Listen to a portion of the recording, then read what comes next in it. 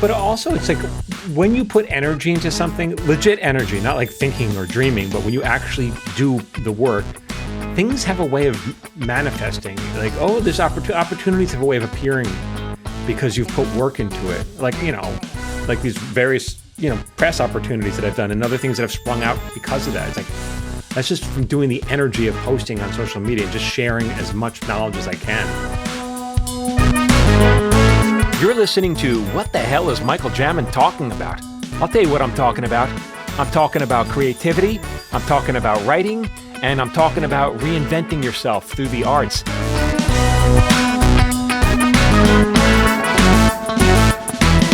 Hey everyone, it's Michael Jamin, and I'm all new right now because I've done a rebrand on the podcast. It was called, obviously, Screenwriters Need to Hear This, and then Phil and I were talking, and we kind of wanted to open up the conversations a little bit. So it's not just about screenwriting. And so it's more about, I was really getting to talking about people doing all sorts of creative things. I just think it's inspiring. We'll still talk about screenwriting, of course, but I wanted to open up the conversation to more people who are doing things that hopefully inspire all of us to just live more creative lives. And Phil, no one get upset. Phil is still here. Still is not going away. He's very much involved in all this. But the title, of course, of the new show is What the Hell is Michael Jamin Talking About? And we'll be answering that question. What the hell am I talking about? And go ahead, And Phil. I think the focus in our conversations were really about creativity, because you're a bit more than just a screener. When we started this, it was with a specific purpose. We should also point out this is episode 104, which is 2 years of doing podcasts. So it was a good time to take a step back, reassess. Things have shifted a lot in the industry. Things have shifted a lot for you personally. What you've done over the last 2 years is pretty phenomenal in terms of growing a following, becoming a bit of a celebrity, becoming a bit of an expert in a lot of news, which we'll talk about. It's just a shift to I think, speaking a little bit more to who Michael Jamin is beyond just being a writer and a showrunner, but being a true creative. And I should mention, so Phil speaks with authority because he runs a digital marketing agency called Rook SEO. So this is, he knows what he's talking.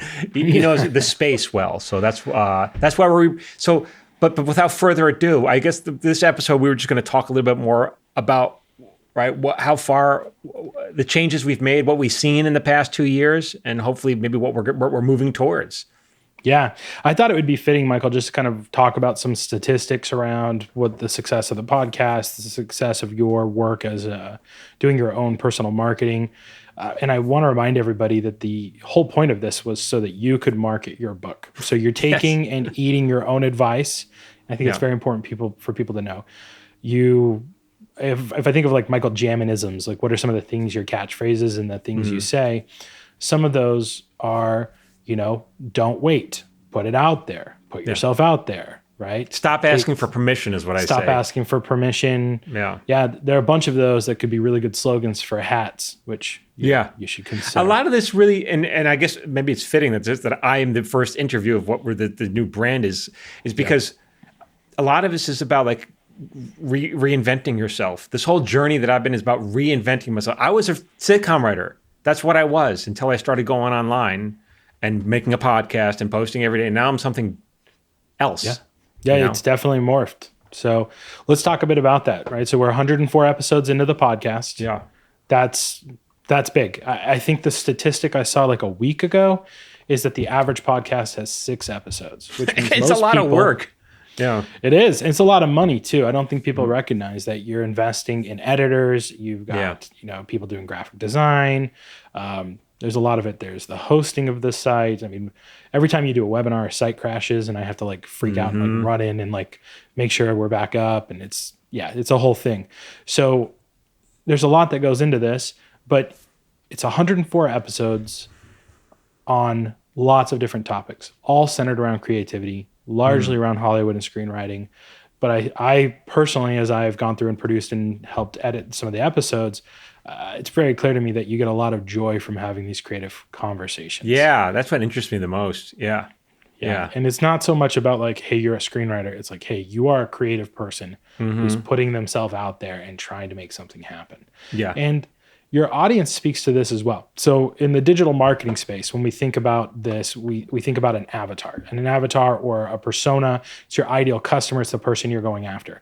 And anytime you're doing marketing, it's a mistake or it's folly to not do that. You want to understand who you're targeting. And it was very clear 2 years ago. Well, I'm a writer. I'm a TV writer. Let's talk about what I know, which is screenwriting, to people who are screenwriters. And I pointed out, you should do that because there's a lot of BS out there. Yeah. And what is your take on that 2 years into this? What is your take on BS advice and kind of advice in general, maybe through the lens of the questions you get asked? What is my take on it? I feel like you're prompting me to say something. What are you trying to? What are you getting at, Phil? I don't know. I'm not trying to lead the witness. I just want to know, what is your take on the marketplace for screenwriters, having been immersed on the public, because you've always been but then you're like getting all these questions from people. You did a bunch of live Q&As for like a year, just talking to people, and you're following. And there's like a series of like 10 or 15 questions everybody's asking. Yeah. And it's all pointed towards sell your stuff. You know what those are. So I'm just wondering, for you as a showrunner who kind of stepped into the world of what's being taught by the gurus and by the experts, what are you seeing in the marketplace for screenwriters? One thing I said during the last free webinar we do free webinar every 3 weeks. And I said something that I think a lot of people were like astounded by. I said, screenwriting is simple. It's not easy, but it's simple. And I think a lot of people are trying to sell you the complicated version so that you buy more from I'm the only one who can explain it to you. And therefore you need me. And like, I don't know, in the writer's room, that's just not how we approach writing. It's simple. I also think there's a lot of bad advice out there. I think, so I just be careful. Be careful who you're taking advice from. I don't know. It's a little heartbreaking. Someone posted today, actually. I did a post and someone left a comment saying, everything this guy says, is true, because he did coverage in a coverage service. He goes, people used to pay me for coverage. I didn't know anything, and I'm telling people what to do. This was just a gig this guy picked up. It didn't seem like, a lot of people I know, not a lot of people, but I've heard stories of people who've done coverage for a temp job for a month or two and then left because they left feeling a little bit gross about themselves. Like, why are you paying me? I don't know what I'm talking about. Yeah. And so they left. Okay. So this is the world so I guess I might've been leading the witness a little bit, because my point is, this is the world I understood, because prior to meeting you and having, the stars align, and we met years ago, and without me knowing who you were, and everybody knows the story by now of how we know each other and became friends.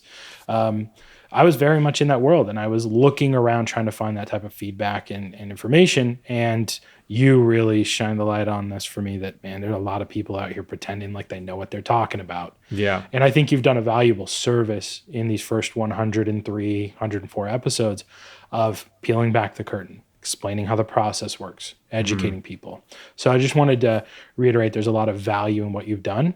And that doesn't mean that you're not going to continue to provide value to your listeners who are screenwriters. I think you're just shifting into really the nut of it all, which is be a creative and do creative things because there's value in the act, not because you're trying to sell a pilot. Yeah. Yeah. That's exactly right. Yeah. And I talked to, I said something else that people kind of resonated with. Maybe it's worth repeating.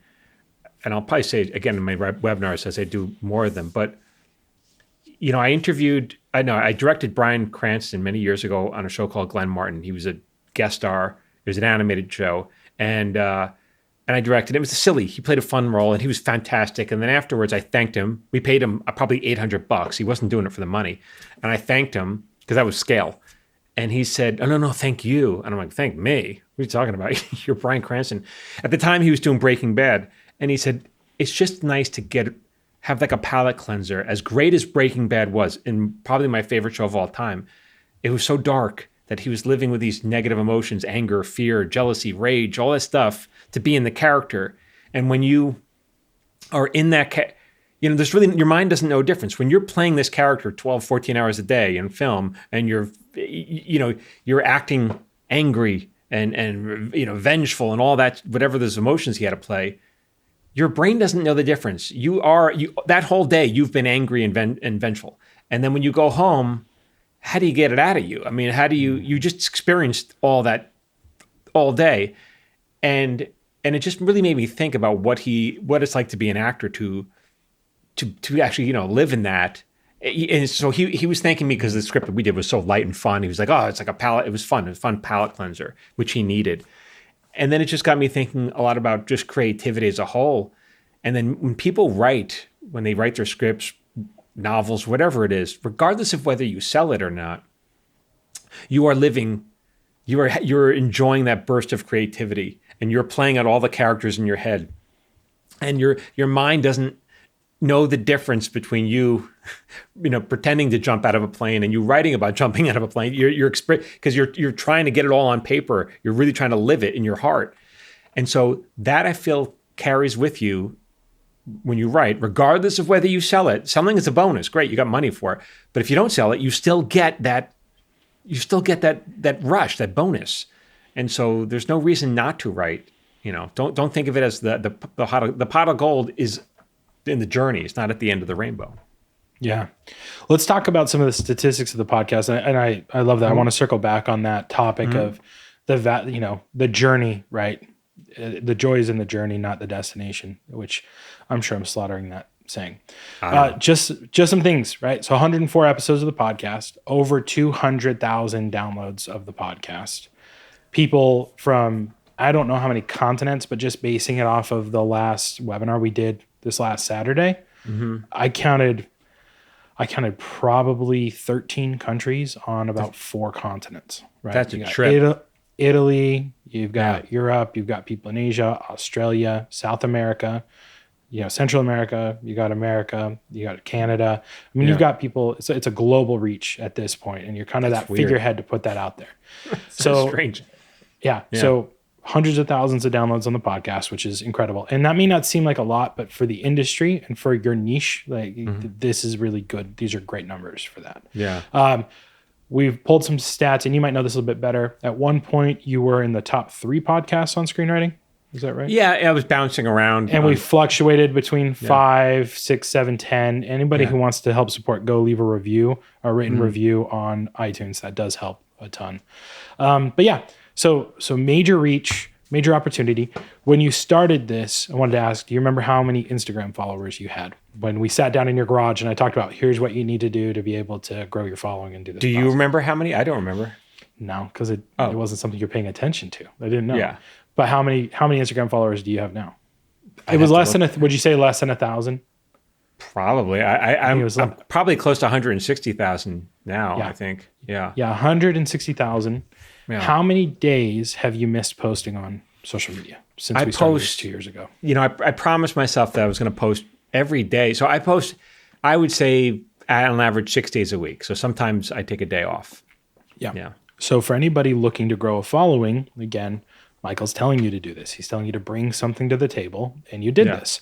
And it's brutal. It's not like a 30-second recording. Mm-hmm. I mean, you communicated to me at one point, you're spending 20, 30 minutes on this every single day to get one video out because you're doing multiple takes and you're trying to condense it. You're thinking about it outside of that 30 minutes. You're then doing the technical. And I don't post this for you. You do this. Yeah. You post it, right? Because you wanted to feel authentic. So there's work involved, but you're eating your own medicine. You're doing what you tell people to do. You're putting yourself out there. And 2 years down the road, basically nothing to 160,000 followers on Instagram. Yeah. TikTok.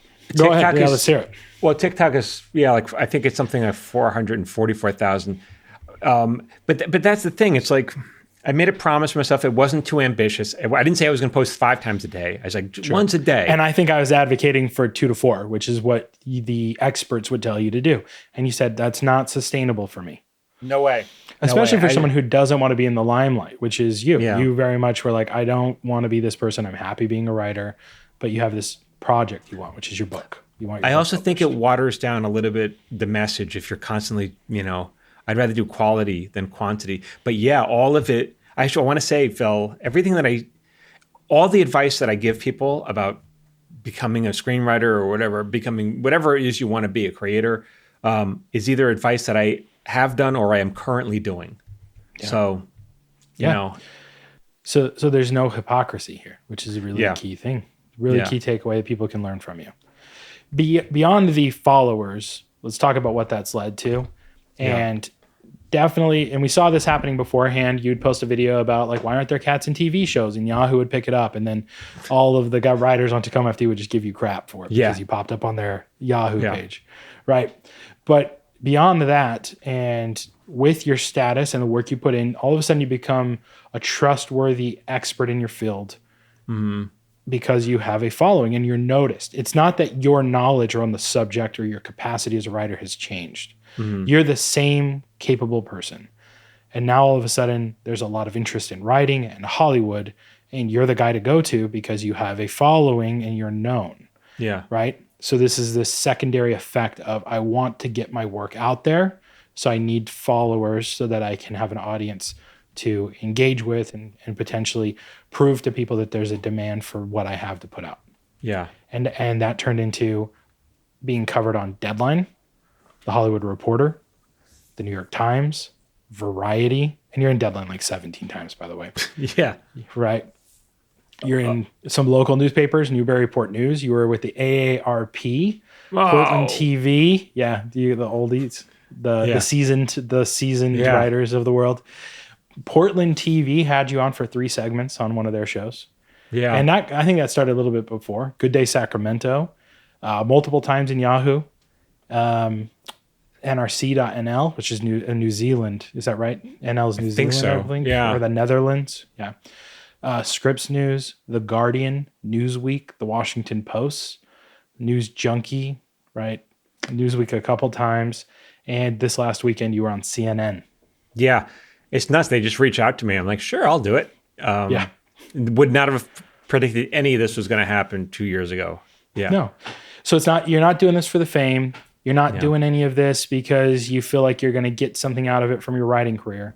You're doing it because your publisher says, hey, we don't care how many emails you have on your wife's business list or anything like that, or how many people are interested in your writing. Yeah. Which, by the way, prior to even 4 years ago, 10,000 emails was enough to get a book deal.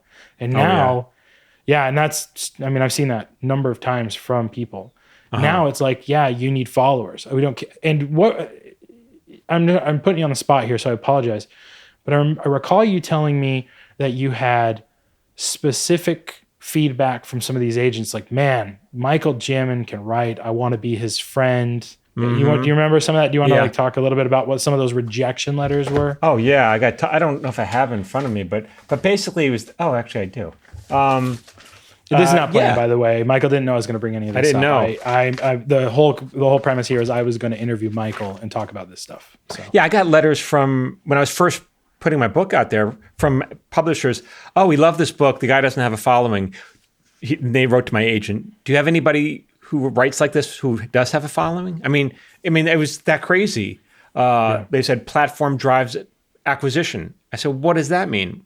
You need to have a following. I said, well, what about the strength of the writing? Everyone loved the writing. What about the strength of the writing? Oh, no. It's about what can we sell? I was like, damn. And that really was a stab in the heart. Yeah, and I think for the average creative, branching out of just writers, but the average creative, one rejection letter, and it's like, well, I guess that's not in it. I guess mom was right. I guess dad was right. I guess Billy's dad was right. Yeah. It's hard to be a writer. I should give up. And you hear about these people who submit over and over and over again until they finally break through. Yeah. And you took that and said, I don't want to do this thing. I don't want to be a public figure. But I have this creative work that I know people need to read. And it's a personal work that you did on your own. No one paid you to do it. You wrote for free. And then Which turned out, go ahead. I was going to say, then I remember I get a text from you and you're like, Phil, any chance you can come over? I want to talk to you about some marketing stuff. Yeah. And I come over to your garage. I break your chair. Let's see what had already broken. It's already broken, but okay. Had to replace a chair. And I said, he asked me, like, what do I need to do? And I just laid out everything I knew. And then we started putting the wheels into motion. That was roughly 25 months ago. Yeah.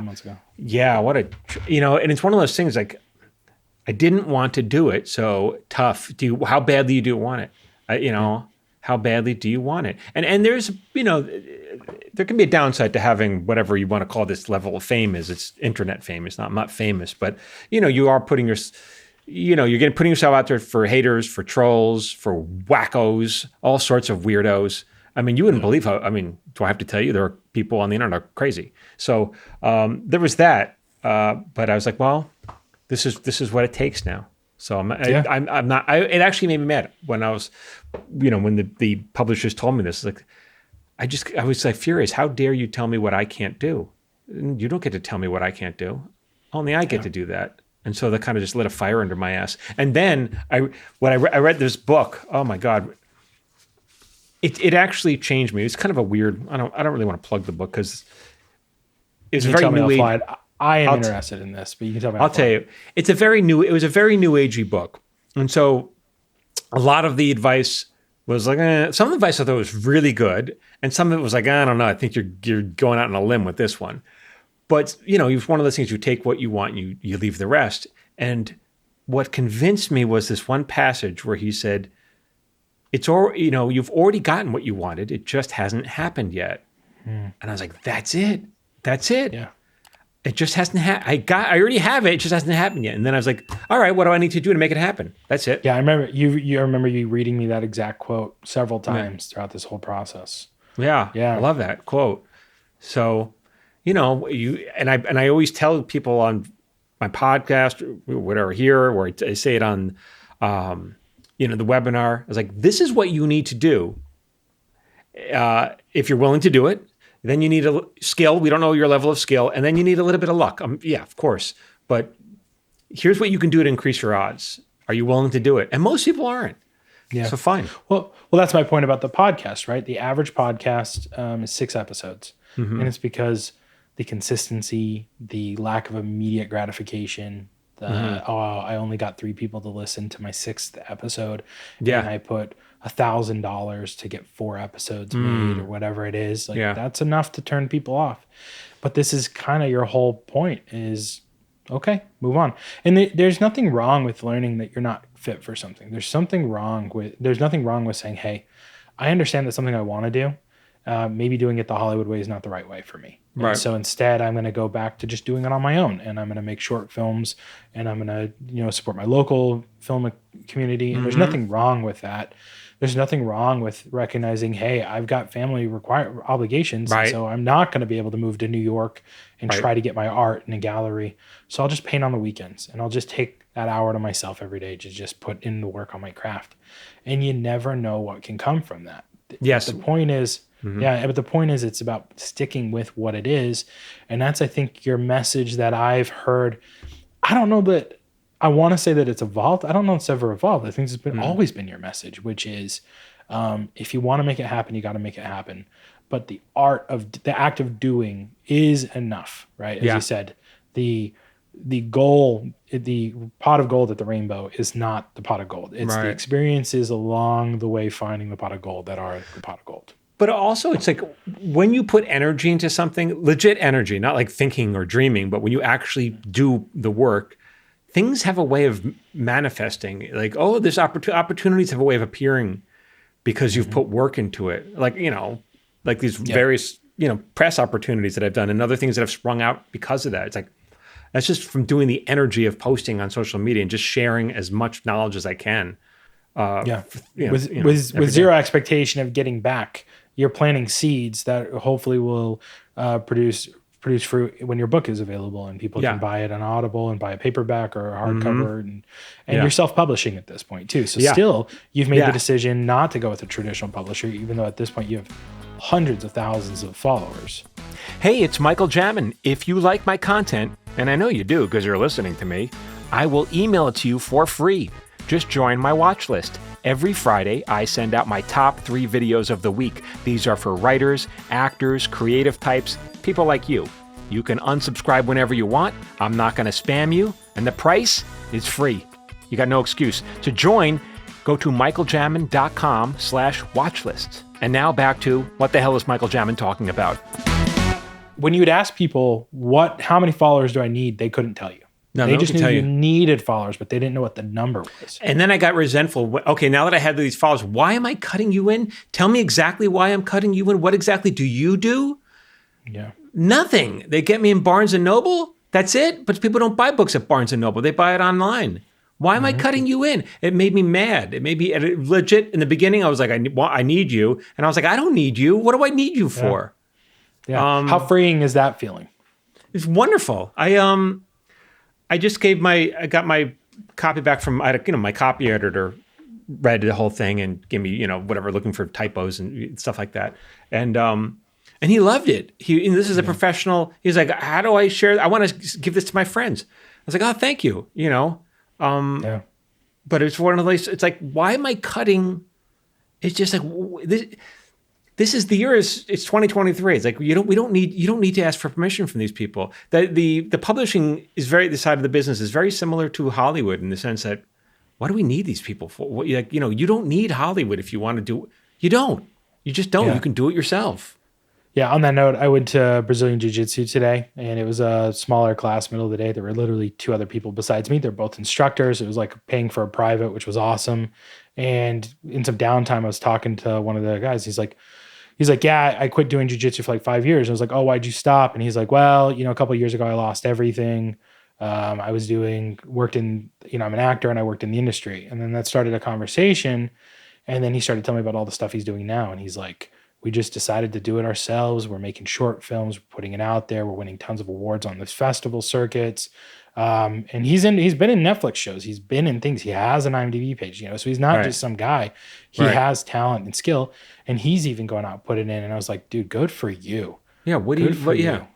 But when you look at the people who break, the people who are break in today, they're all doing what I've done, what I'm doing. It's like they're people, for the most part, they're not begging for work. They're making work for themselves, and they're making a name for themselves. And so they're building equity in their own name, as opposed to like knocking on doors and begging, Yeah, I know we've touched on this in a past podcast, but I've heard an agent refer to it as plus, writer plus. Like, what is the plus you're bringing to the table? So if maybe it's a following, maybe it's IP, maybe maybe you wrote a book that's a Amazon bestseller. Maybe it's you worked at the Onion and you're coming in with some clout because you had that experience, right? Maybe you wrote on the Harvard Lampoon.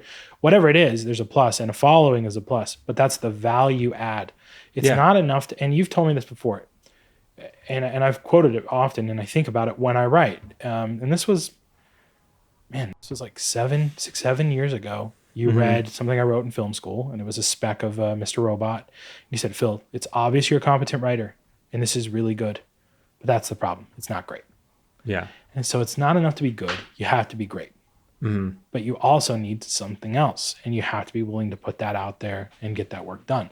And that might, to me, I've been very hesitant to grow a following because of the public nature of that and some of those things. But and you tell me, some of the things you have to deal with in your DMs and people saying things, anti-Semitic things, like all kinds of horrible things. Yeah. And you still stick it out and you do it.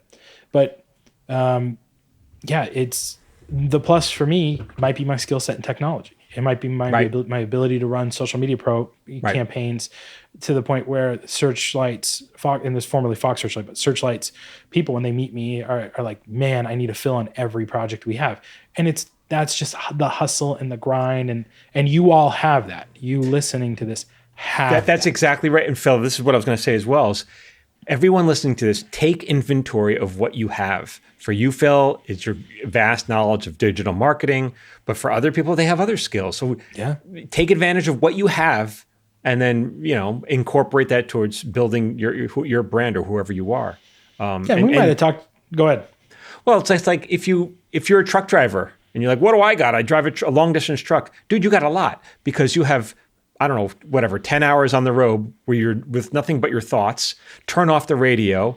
Not a lot of jobs like that where you can actually think and do your job at the same time, think about something else. And so, you could write your screenplay, take notes, into a recorder. And then when you stop the car later or the truck later, type it up a little bit and make notes. But that's a huge asset you have, which is you have time. You actually have time where you can think and concentrate on something while you do your job.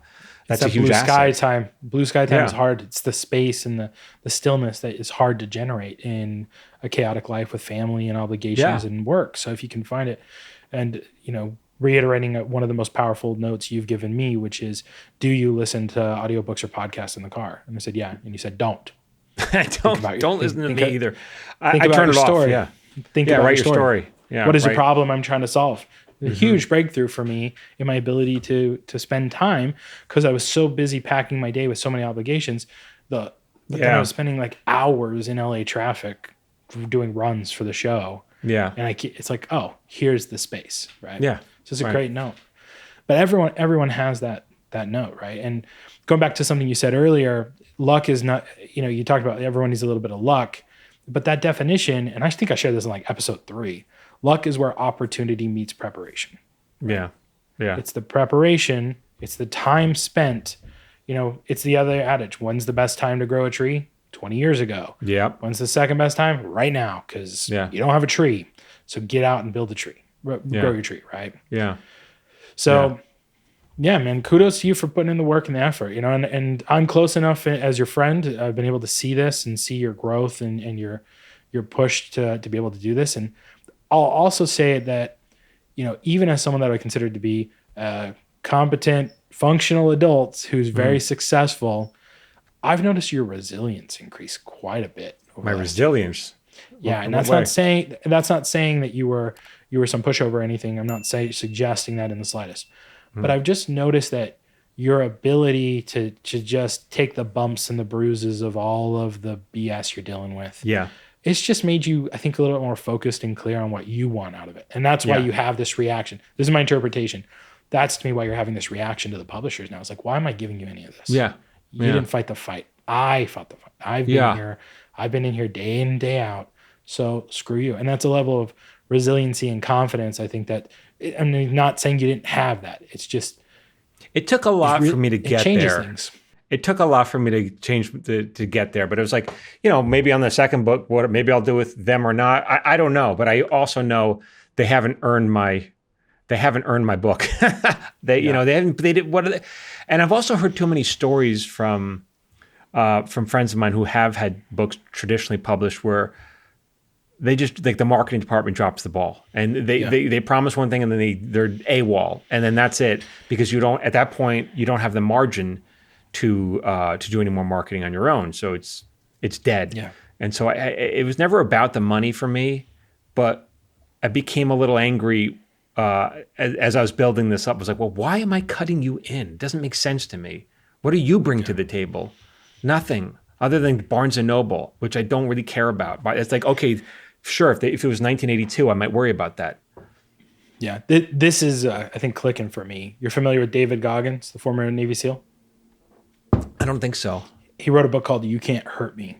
And he talks about how he was just brutally abused as a kid by his father. And then what that taught him to do was to be able to just separate his pain. And it created a lot of mental toughness to the point that he was in the U.S. He was in the Air Force, tried out for Air Force Special Operations.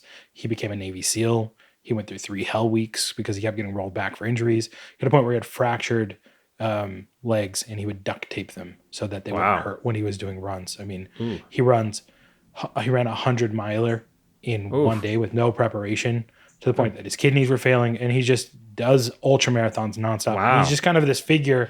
He's become a bit of a meme with some younger people, but I've known about him for a few years.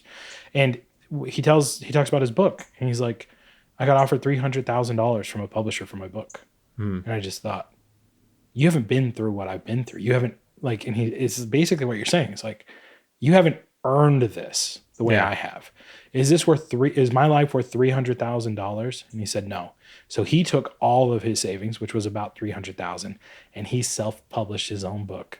New York Times bestseller, published, did the hardbacks, did the whole thing. Why did it take him $300,000 to make a book? It shouldn't have taken a fraction of that. He did all of the publishing himself. So he didn't publish through like a self-publisher like Amazon. He didn't even want to partner with Amazon. So he became his own publisher. So he literally printed up hundreds of thousands of copies. Yeah. And then he leveraged all of his relationships with like the Rogans and all these people with these platforms because of the life and the experience that he had. And multiple time bestseller, millions of copies sold. 2 books. And he's a millionaire because of that effort. So it's that same resilience mindset, I think, that I'm hearing from you. And that's probably why I made that connection. Yeah. So. Yeah. I just, like, screw people. I'll do it myself. I don't need you. That's how I feel. Whatever, I'll do it myself. Yeah. Yeah. That's awesome. Before we talk about the new podcast, I just wanted to see, are there any takeaways for you over the last year? Are there anything that really stood out, moments or conversations we've had with you with other people, or us on the podcast, or with other students in your course?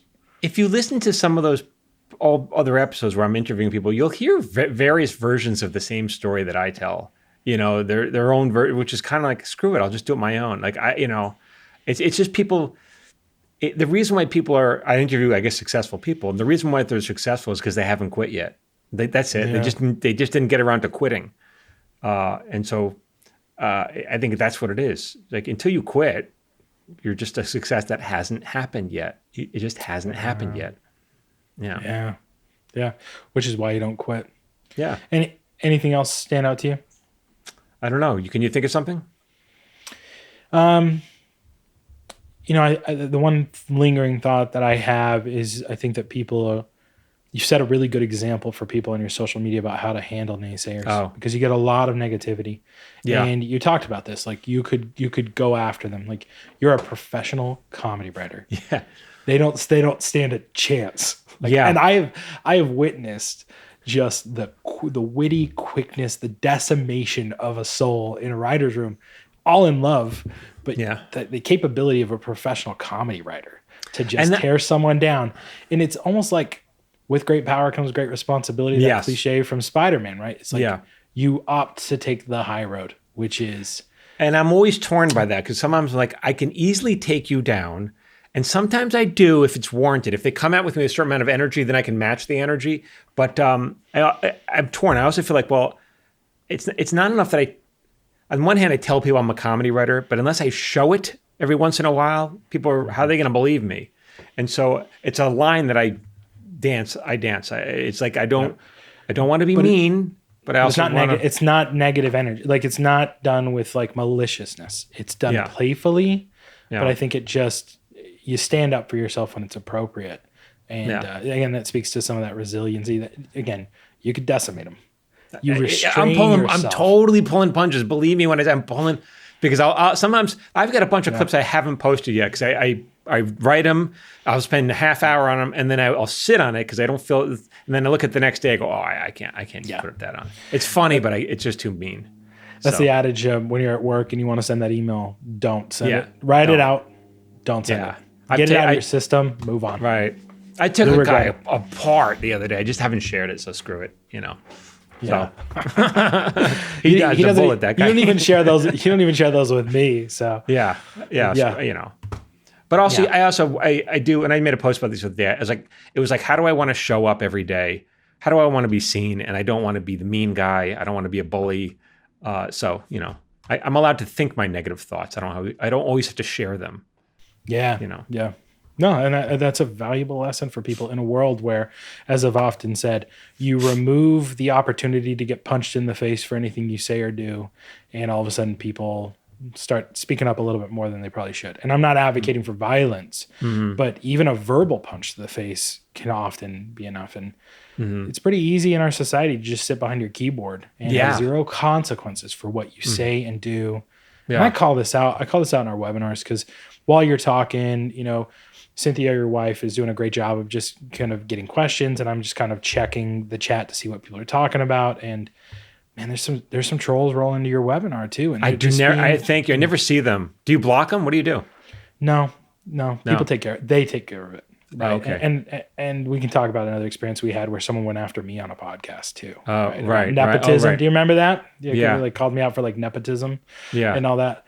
And your listeners had my back and they went after him. And it's just a very stark difference between the community you've cultivated of people who are just respectful, sincere creatives looking to break in and chase their dreams, and all the people who say they want to do it and are not putting in the work.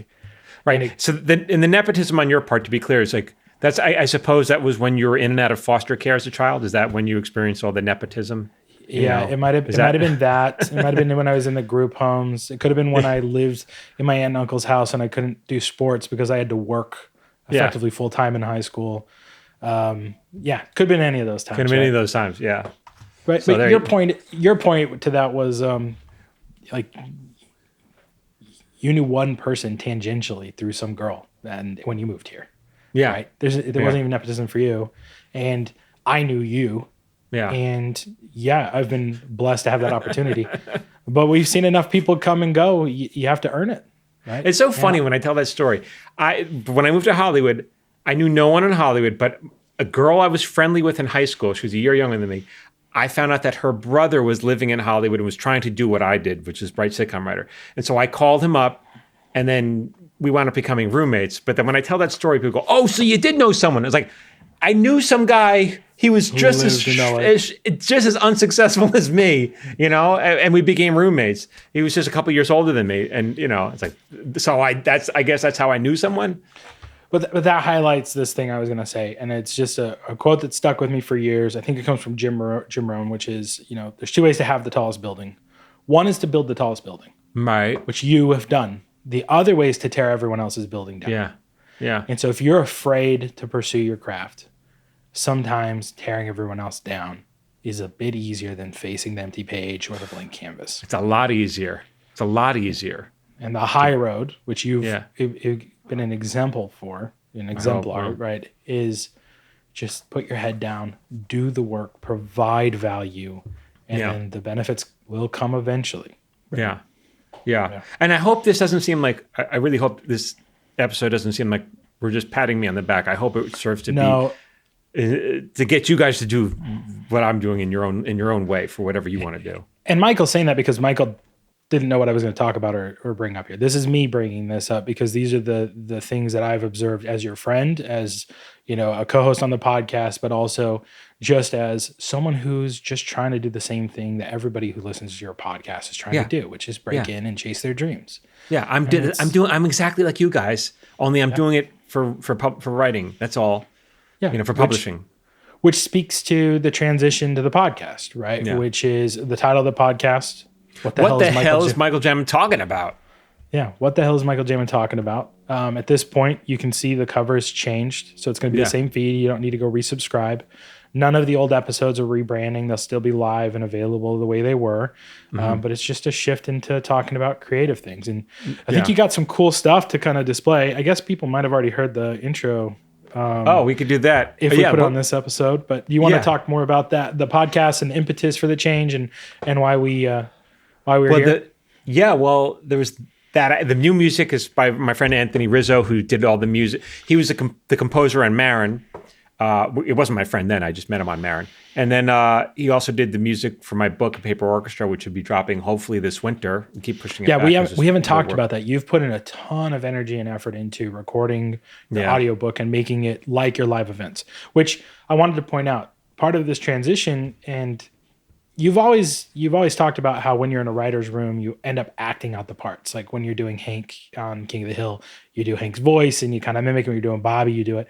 So you've always been a performer, but I don't know if you've been a performer in the sense that you are with a paper orchestra, where it's a stage show and you're there and you're being vulnerable and emotional and you're making it a thing and you're practicing and you're working with talented coaches like your wife, Cynthia, who's a very talented actress, and Jill Sholin, who is a legendary actress. And you're investing in all this coaching to put on a presentation or performance for people. And I have not heard your audiobook, but what I understand is it's going to be a similar experience to come into a live show. Yeah, I think so. And it'll be a little more intimate than a live show because I'm in your ear because it's an audiobook. I'm much closer to your brain. But that's kind of, and I want to talk to more creators like this. What I'm personally inspired by right now, and that maybe it'll change in 5 years, but I'm inspired by people who tell and perform their own stories. To me, there's something, so you're an actor, or you have to be a writer and a performer at the same time. As opposed to doing something like creating something, that's fine. But when you're telling your own story, it's like, man, it's like you're really putting yourself out there. And I think that's when I see people do it, I'm like, all right, that's interesting. Maybe I'll change in 5 years. So it's like, stand-ups do that, but they don't do it. They're going for the laugh usually. They're not usually going deeper than that, which is fine. That's, when you go into a comedy club, that's what you expect. So that's kind of what I've been exploring and being motivated by.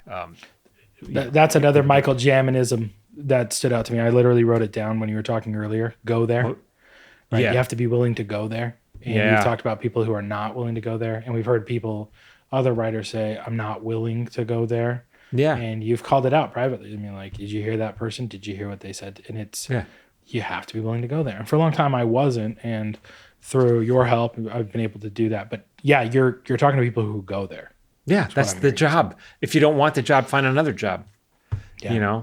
That's emotional vulnerability and being willing to put yourself out there, and not just on a social media perspective, but truly emotionally vulnerable in your stories and what you've called mining your life for stories and putting that out there. Yeah. Yeah. That's, to me, that's the exciting stuff. And I didn't invent this. So it's just when I see others do it, I'm like, wow, I should be doing that too. So. Yeah. So obviously I'm not necessarily a co-host of this anymore. I'm still helping produce the thing. We're still making sure that that's you'll be here a lot, the technical Phil. side. I'll still be popping in on podcasts. We'll still be talking about screenwriting, I'm sure. Yeah. Yeah. And I had this cool experience, and I don't think we've talked about this. When I was touring with the Broken Lizard guys doing their social media, just sitting there talking to them and seeing this rabid fan base of people who just love them from this thing that they created. When they did it, they put themselves out there. Yeah. And it really lit that like auteur spirit I had back in 2008, 2009 when I was really dedicating myself to screenwriting. And I have actually been working on a feature that I would like to star in and direct and do that whole thing on the indie level, just as an exercise. What about as a short first? Why not doing it as a short? Could definitely do that. Yeah. To me, there's a feature in there for sure that I want to write and just get out of me, but definitely worth doing a short. Yeah. Go watch, as we talk about this, go watch on Vimeo, I think, Thunder Road. Scene we talk about? Go watch the churching, because that was a feature, but that scene stands on its own. If you just saw that scene, you would have thought, oh, it's a short. I thought it was a short. I thought it was a great short. I didn't realize it was part of a bigger. So do something like that. And then when people see that and they're blown away, you'll say, oh, well, there's more to come. Just I need you to donate $5,000. And then they pay for the rest, Yeah. Yeah, it's great advice. Great advice. So anyway, this beautiful kind of shift in the tide of creativity and your shift, and that kind of rubs off. What can we expect from the podcast in terms of guests you're interviewing? What does that look like for you? I reach out. I got to continue doing more. I'm doing another one tomorrow. I'll be reaching out. These guys really inspire me. So there's a movie that I saw on Netflix many years ago. I don't know, maybe 5 years ago, from these guys called The Minimalists. So I reached out to one of them. He's going to be on the podcast tomorrow. And they're fascinating. It's Joshua Fields Milburn, and he's the one coming on, and he's gracious enough to come on. And I'm sure he's going to think we're going to talk about the message. And the message is very important. The message is how you can live, how you can have more in your life with less, how you don't need to buy this, how you'll be happier if you get rid of that. A great message, but he's in for a surprise, because we'll talk about that. But I really want to talk about how he created himself. Then how did you sell a show on Netflix? Okay, now what is it like to be this person? Because he was just some guy who's middle management before he did this. And now he's the guy who has this message. Even though the message has already been said before by other people, he still put a different spin on it. To me, and I find that inspiring. That's somebody who invented himself. What does that feel like? Yeah. What are the insecurities that come with that? What is this new fame-ish thing that he has? How does that feel?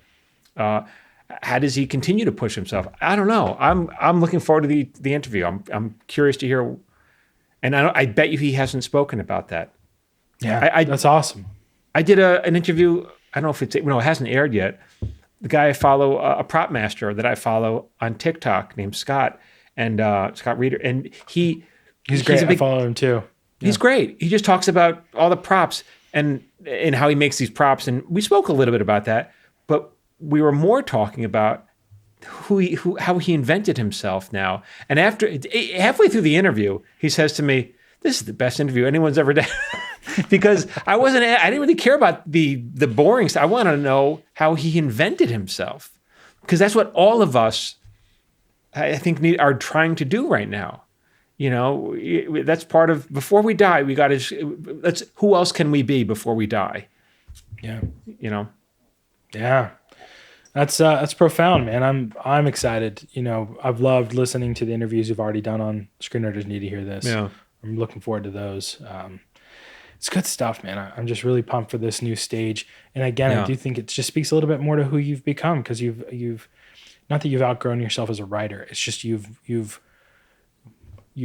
evolved a bit as a person into being a bit more than that. And Yeah. I hesitate to even say that too, because I know this is who you are. This is who you have been. But You this just is what haven't writers do, I think. It's like, all right, what else can we explore here? You know, that's part of the fun part. That's the fun part of being a writer, is that you get right? You get carte blanche to try new things because, maybe I can write about this. Worst case scenario, I can make a story from it.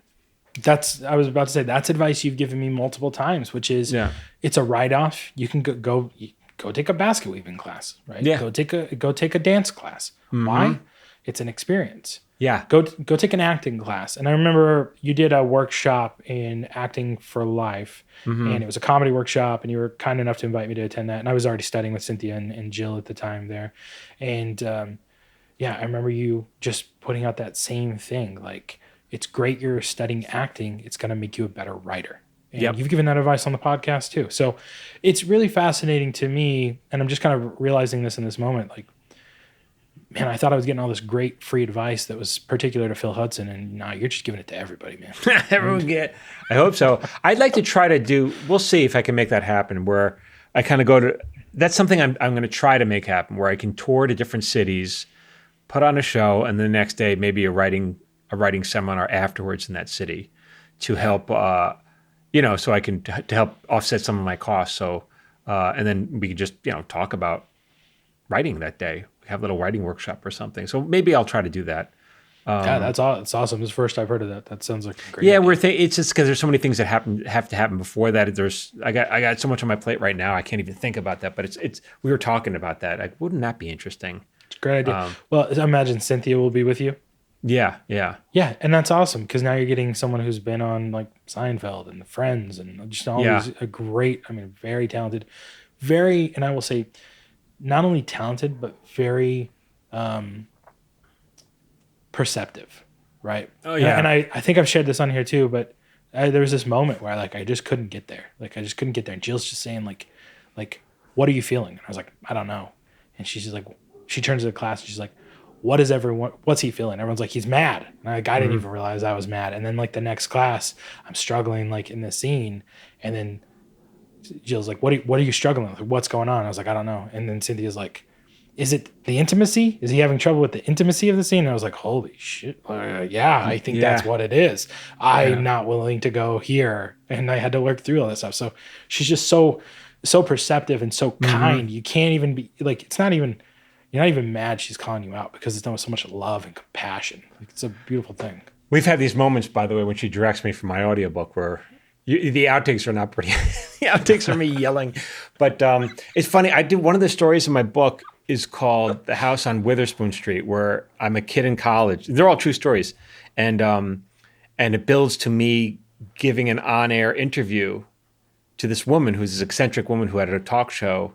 She was lovely, but she was, larger than life. And it's in the book, and then my editor said yesterday, he goes, do you happen to have that interview? And I was like, well, actually, I think I do. And I found the cassette from 30 years ago. And so we'll put it in the bonus section of the book, where you can hear me. You can hear me as a 19-year-old or whatever it was as that scene unfolded. That's like Steve Lemmy's breakdancing commercial. Like, but it's stranger than that, because you'll know now what I was thinking in my head that's awesome. while it was going on. So that's a great point. Yeah, it's a fun little thing. It's cool stuff, man. I love it. I'm pumped. It's a good shift for you. I think it's a good shift for your audience. I think it opens it up a little bit. It's a little bit more accessible to your audience, because your audience is far more than just writers. It's right. creatives. I don't want to just, when it calls screenwriters, you hear this. Well, I don't want to be a screenwriter. Well, okay, but do you want to do anything creative? Yeah, sure I do. I want to write a poem. Okay, good. No, listen, you can. The other thing is, how does this apply to novel writing? How does this apply to playwriting? And we have a testimonial video from a guy who does financial writing, and he took your course, and he's like, it made my financial writing better, because he's able to tell a better story about finances in a finance journal. Yeah, but and stories are what gets people hooked. Whatever you want to sell, sell it with a story because people are interested in hearing a story, you know? And very often that's you, right? It's you in the room. It's your idea. It's your acting. It's your art. It's all of that is story. And I hope to, by the way, I hope to do some more public speaking. So if anyone works at a corporation and you want me to do public speaking, we have a number of talks. We can talk about that, Michael. I do a lot of that with some clients. So. Oh, really? Oh, good. We'll talk about that. Keynote marketing. Yeah, well, good stuff. Anything you want to add? I mean, we had talked, I think, a little bit about potentially putting the music on. I think everybody's already heard the music on. They've heard some of it. Oh, it's funky. Do you want to play it? Let's play some of it. Okay, I got to share and so you're going to share it with me, and then we'll have Dallas cut in the actual track. Dallas is our editor. We'll have him put in the track. All right. So that you can hear it raw, not through Zoom. Here's my theme song as composed by Anthony Rizzo, who's the composer from Marin, he also did the score for my audiobook.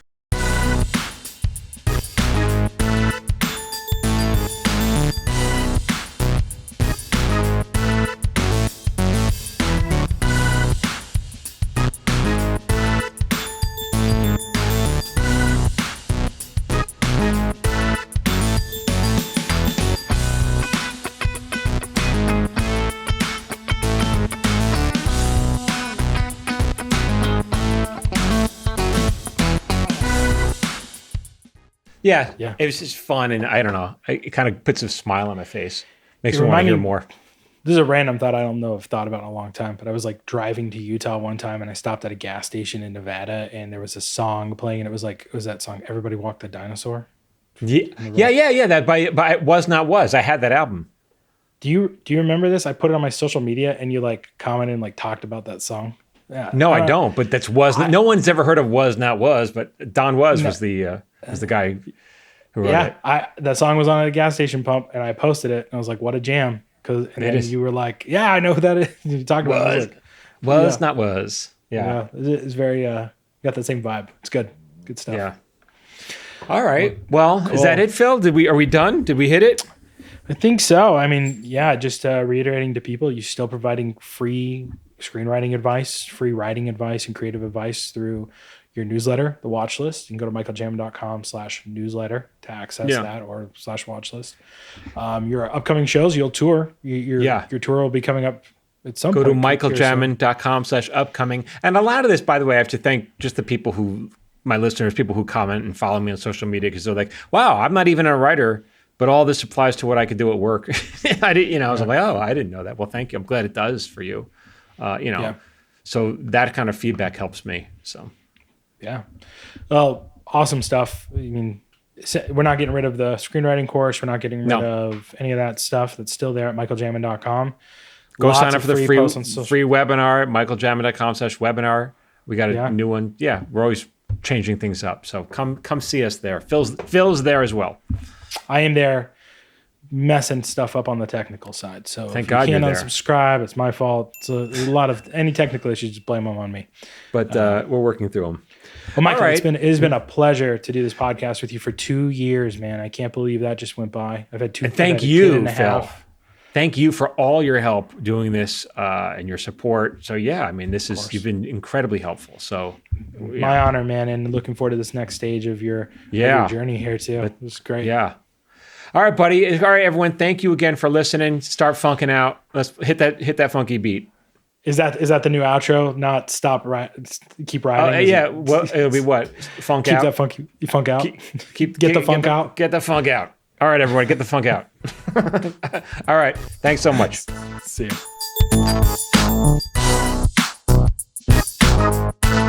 So now we all know what the hell Michael Jamin's talking about. If you're interested in learning more about writing, make sure you register for my free monthly webinars at michaeljamin.com/webinar. And if you found this podcast helpful or entertaining, please share it with a friend and consider leaving us a 5-star review on iTunes. That really, really helps. For more of this, whatever the hell this is, follow Michael Jamin on social media at Michael Jamin Writer. And you can follow Phil Hudson on social media at Phil A. Hudson. This podcast was produced by Phil Hudson. It was edited by Dallas Crane. And music was composed by Anthony Rizzo. And remember, you can have excuses or you can have a creative life, but you can't have both. See you next week.